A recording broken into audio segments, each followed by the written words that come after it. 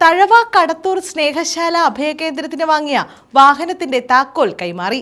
സ്നേഹശാല കൂട്ടുകുടുംബത്തിന്റെ സഹായത്തോടെയാണ് വാഹനം വാങ്ങിയത്. തഴവ കടത്തൂർ സ്നേഹശാല അഭയകേന്ദ്രത്തിനാണ് പുതിയ വാഹനം ലഭിച്ചത്.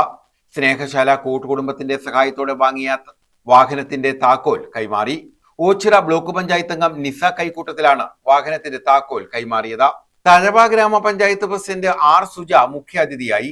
രക്ഷാധികാരി ഉത്തരക്കുട്ടൻ അധ്യക്ഷത വഹിച്ചു. പ്രസന്നൻ സ്വാഗതം പറഞ്ഞു. കരുനാഗപ്പള്ളി പോലീസ് CPO രഞ്ജിനി താക്കോൽ കൈമാറി.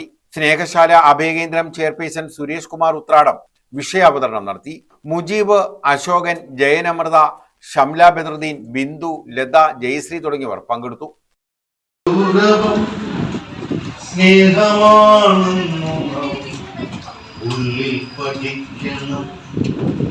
അച്ഛൻ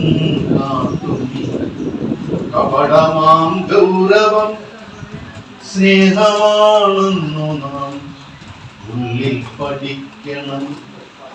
ന്യൂസ് ബ്യൂറോ, തഴവ.